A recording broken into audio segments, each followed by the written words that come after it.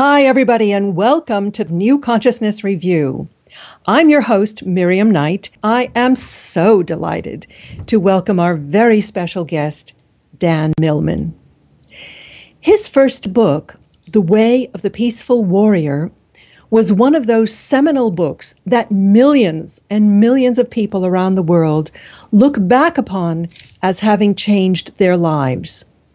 It is a semi-autobiographical novel that was published in 1980 and adapted in 2006 into a feature film starring Nick Nolte, which I loved, by the way.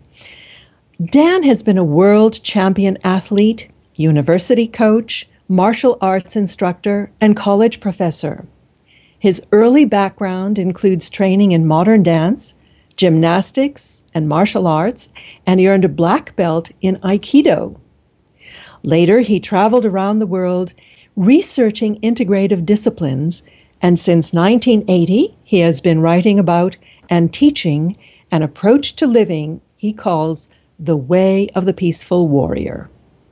He is the author of 14 books, and today we will discuss his latest book, The 4 Purposes of Life, Finding Meaning and Direction in a Changing World. Hello, Dan. It's so good to have you on the show. Welcome. Thank you, Miriam. Good to be here with you. Dan, tell me, how did you go from being an athlete and a coach to writing books about personal and spiritual growth? And tell me, did you really have a mentor like Socrates?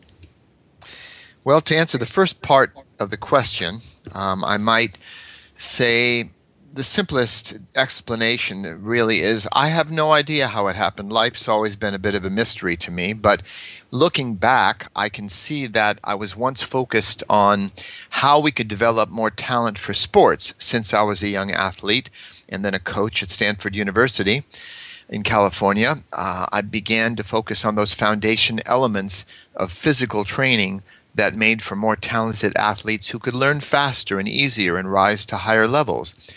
But I was going through challenges in my own life outside the gymnasium, and I realized that being able to do athletic skills didn't really help me when I went out on a date.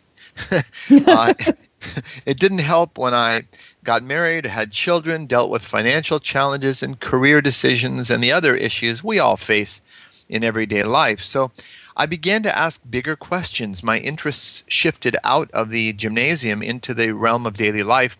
And I started asking, how is there a way to create more talent, not just for sport, but for living, for what we actually face in our daily lives?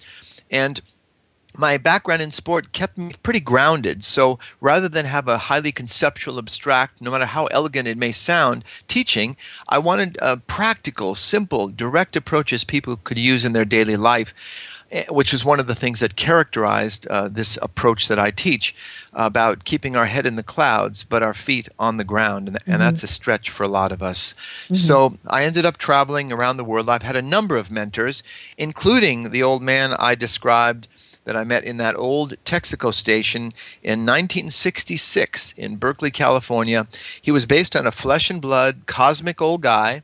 He wouldn't tell me his real name, but he reminded me of that old Greek sage, so I started calling him Socrates. So that part is actually factual. It was based on a real person.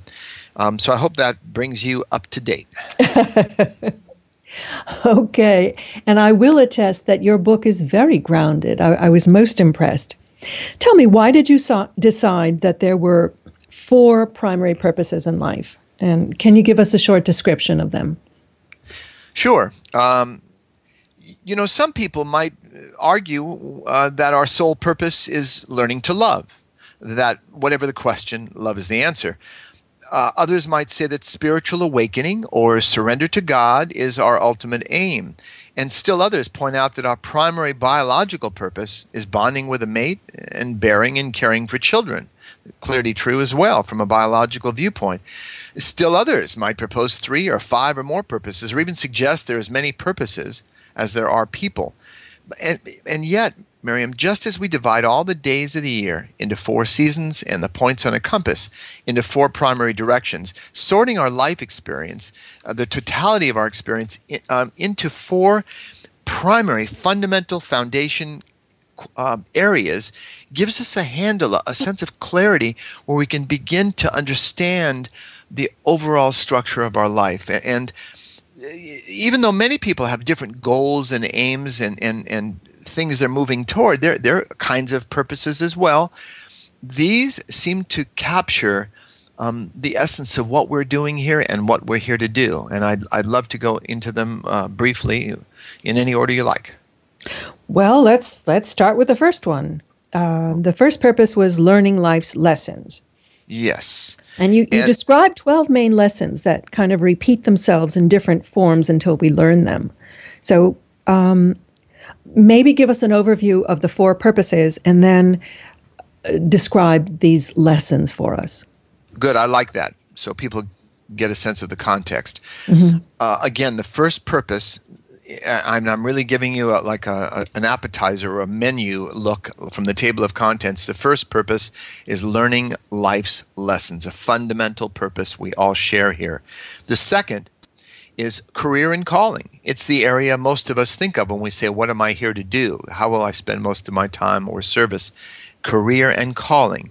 The third purpose has to do with discovering our life path or hidden calling. It's not the same as a calling like a hobby or being called to the clergy or military or anything else and our passions on the surface of our lives. It goes deeper, and it looks for our hidden calling that many people never get clear on their entire life. And there's a way to do that, which I can go into briefly. So that's the third purpose. Core issues, fundamental issues of our life we're here to work with. And they're different from other people's. And the fourth purpose brings them all back into this, grounds them out into the present moment. So the fourth purpose is attending to this arising moment. And I will go into that in more depth as well. But that's the overview. So learning life's lessons, career and calling, finding our life path or hidden calling, and our purpose in this arising moment.